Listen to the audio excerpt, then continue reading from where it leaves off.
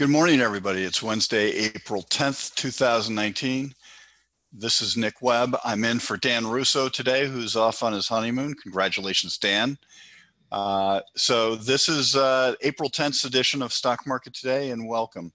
It's brought to you by Chaikin Analytics. So where are we? What's going on? What's happening? The large cap index, the S&P 500, was down for a second straight day. Not a massive decrease, but certainly the fact that 2 days in a row is somewhat concerning.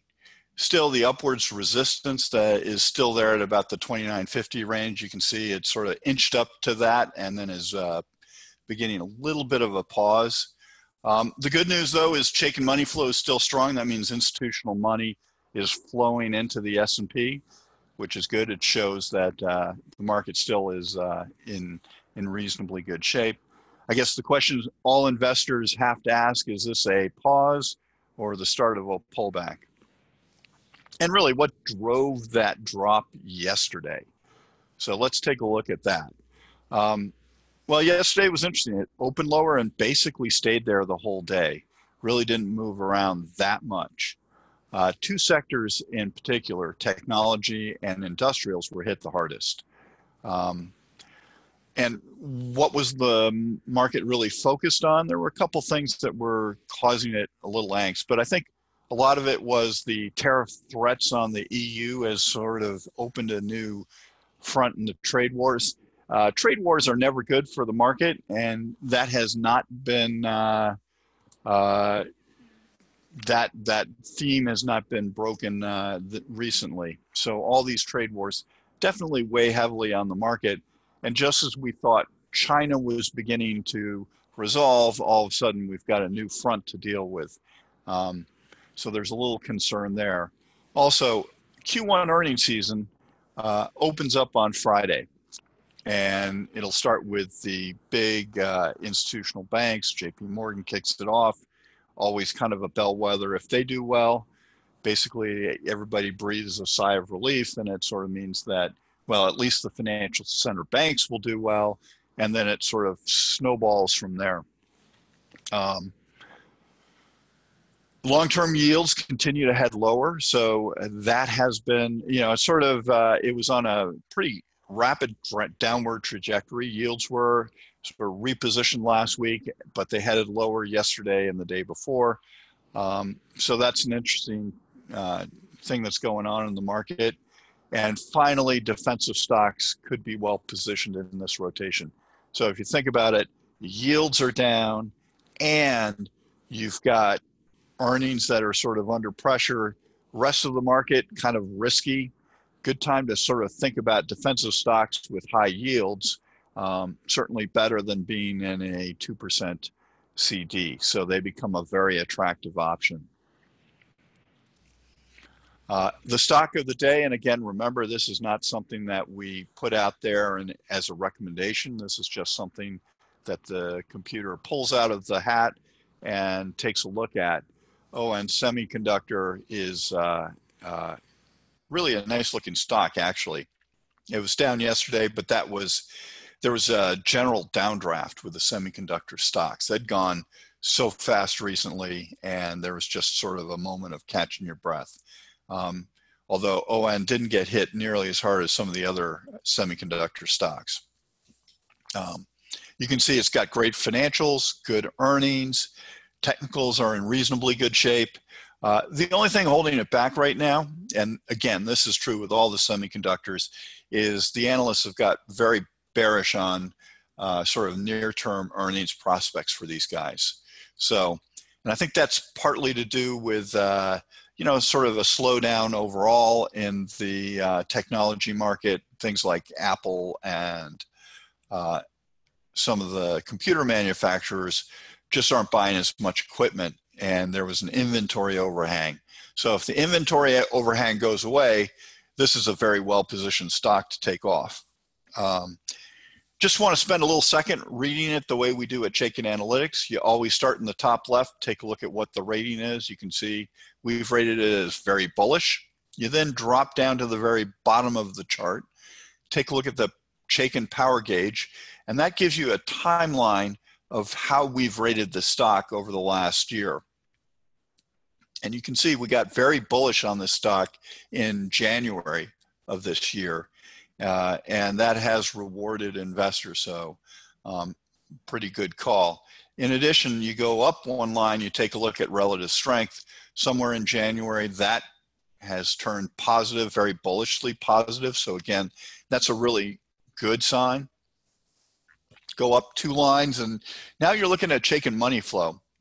And Chaikin money flow right now is no longer bullish. That means that institutions are beginning to pull money out of this stock to basically take their profits and retrench and wait for a better day with ON. That's a sign that you may want to sort of wait on ON and just sort of take a look until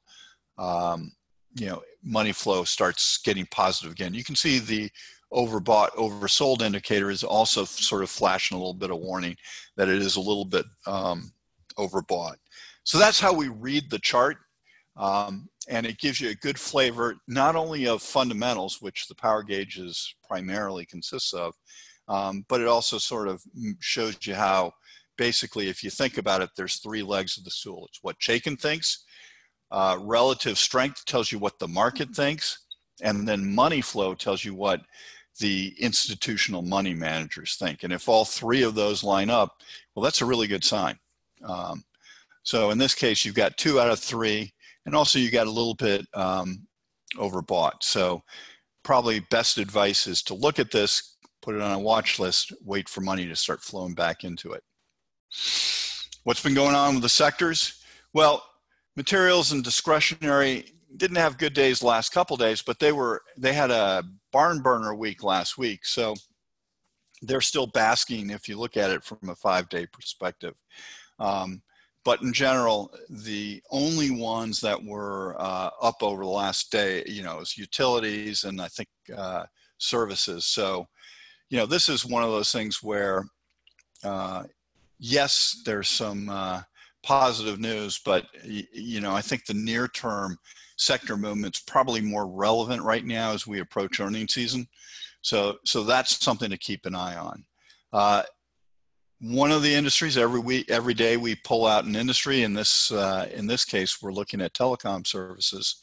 That's been right in line with the S&P 500, a little bit below.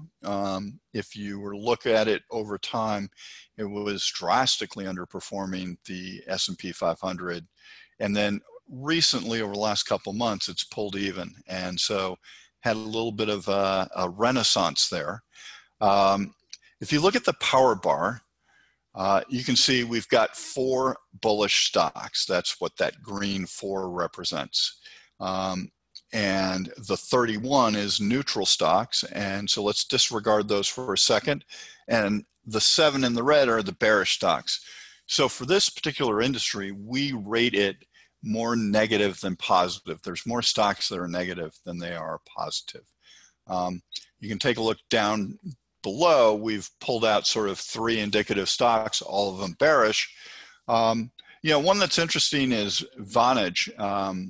It was making such a big splash probably 10 years ago. And how's it doing now? Well, let's go through that same process of reading the chart. So Vonage is rated as very bearish. If you look at the various components of the power gauge, you can see financials, earnings, and experts are all in the bearish territory. Technicals are sort of average. So this is a stock we definitely feel very strongly is very bearish. You can go down now to the power gauge weekly bar at the bottom of the chart. And you can see, ever since February, we've rated that. Even in October and November, we were rating it bearish. So this is a stock that we've pretty consistently been negative on. Look at the money flow. Look at the relative strength. And that turned negative in November.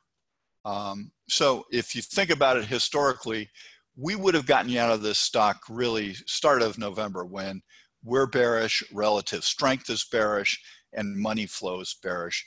That would have been a screaming get out and sell the stock. As you go along, so relative strength is bearish and money flow is now a little bearish. So This is one we're obviously not very high on. This would not be one that I'd put a lot of money into in the near future. So that's Vonage. So what was trending yesterday?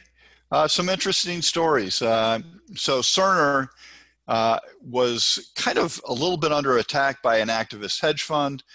They brought them onto the board, and they also agreed with them to do a $1.2 billion buyback.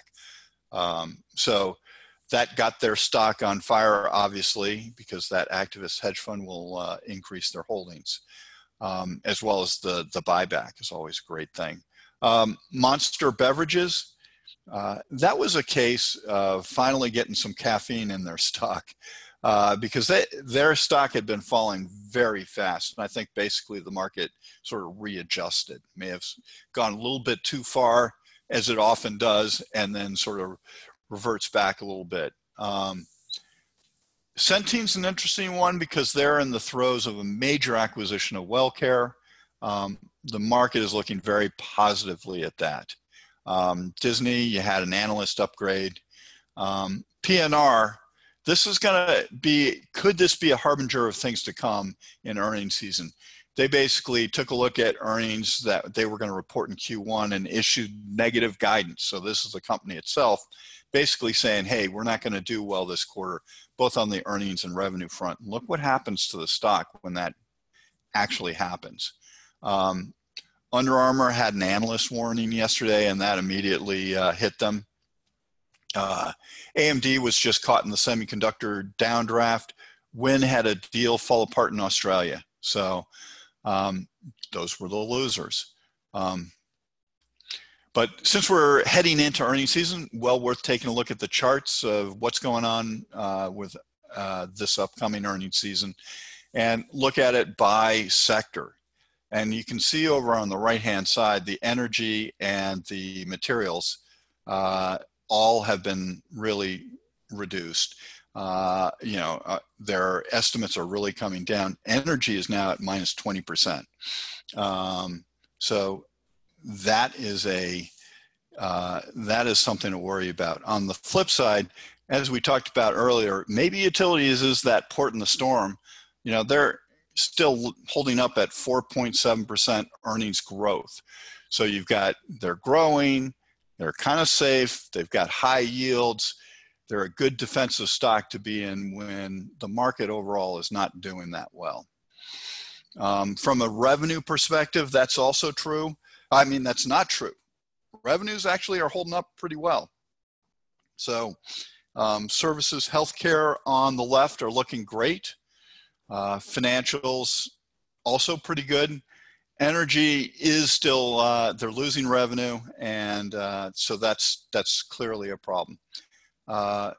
So net, this is kind of what you're looking at as a picture.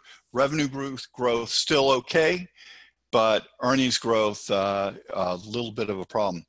I'm just taking a look here. Revenue growth actually for the S&P 500 is still expected to be at 4.7% this quarter. That's pretty darn respectable. So, what's interesting is you take a look at services and you look at healthcare, which have revenue growth, but it's not falling through to earnings. And in the back of my head, I ask, is this, they're very labor intensive sectors. And maybe this is the first sign that, with wage growth and having to give raises in this area or having a hard time actually finding employees, this could be, some things to come, because these two sectors are probably the most labor intensive sectors, and they're probably going to have to really bid up their wages to get the appropriate labor to come in. So with that, we're almost complete. I did want to sort of say this is a great time to sign up for PowerFeed if you haven't already done so. Basically, a lot of the charts that you see here this morning will show up in your email every morning right around 9 o'clock, so that you can adjust to it and get ahead of the market before it opens. So it's very graphic and it's easy to read. Thank you. Bye-bye.